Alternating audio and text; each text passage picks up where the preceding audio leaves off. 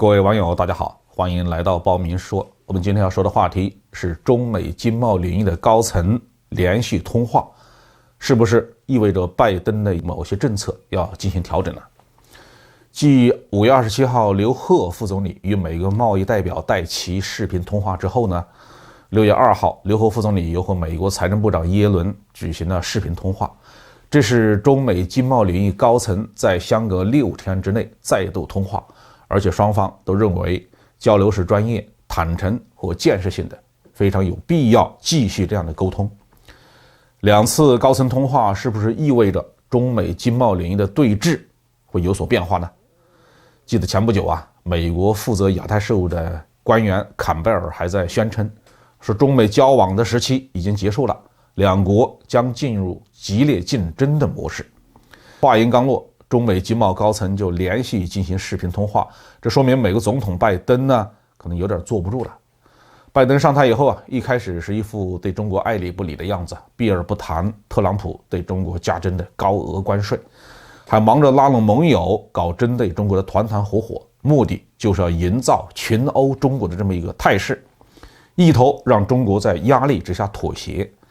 那现在小半年过去了，中美贸易形势的发展就不像拜登想象的那样，不仅没有压制住中国，反而对中国越来越有利，反倒是美国开始受不了了。首先从中美贸易的数据看，美国对中国加征了这么高的关税，并没有影响中国对美的出口。一季度中国对美出口同比增长竟然高达了 62.7%，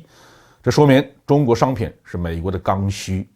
美国刺激国内消费，转手就成了刺激中国的制造业。美国开动印钞机印美元，给美国人发美元，中国就放开人民币的汇率，让美元贬值，让通胀的风险转移到美国人自己身上。其次特朗普对中国商品加征的关税却对美国自己造成了巨大的损失。据统计，加征关税带来的额外成本中的 90% 是由美国进口商承担的，这已经给美国企业造成了 1.7 万亿美元市值的损失。另外，由于中国商品的涨价，使得美国家庭总收入降低了880亿美元，相当于每一个家庭损失675美元，并且中美这个经贸摩擦让美国损失了 24.5 万个就业岗位。第三，拜登在经贸领域拒绝和中国沟通的做法，令美国的企业界是非常的不满。美国很多的大企业十分害怕失去中国市场，因此不停地劝说拜登不要再和中国打贸易战了。比如美国波音公司的首席执行官戴维·卡尔赫恩在1个月前就敦促拜登政府恢复中美之间的贸易关系，因为波音公司在中国始终无法获得新的订单，每天面临着巨额的亏损。2020年这一年的波音在中国市场的收入是同比下滑了 68%。中美开打贸易战以来，波音只获得了中国方面的15架飞机的订单，而同期中国购买了300架空客的大飞机。那看着竞争对手大口吃肉波音这眼馋呢。所以卡尔赫恩向拜登呼吁，美国航空航天业成绩的好坏取决于中国的订单，现在是指出与中国贸易关系重要性的时候了。最后，拜登发现他的刺激美国经济的庞大计划也离不开中国在经贸领域的配合。拜登为了刺激经济搞直升机式的撒钱，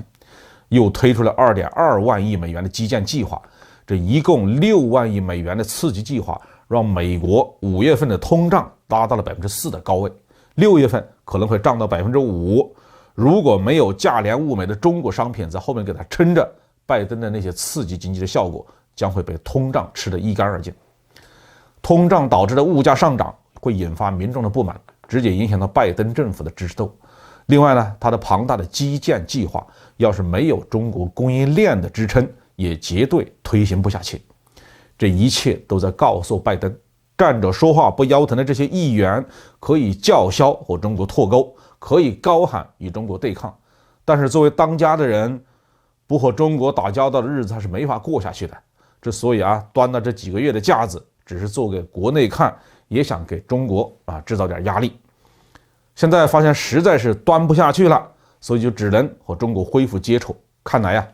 只要我们自己有实力，就不怕美国不回归理性务实的道路上来。好，今天就说到这儿。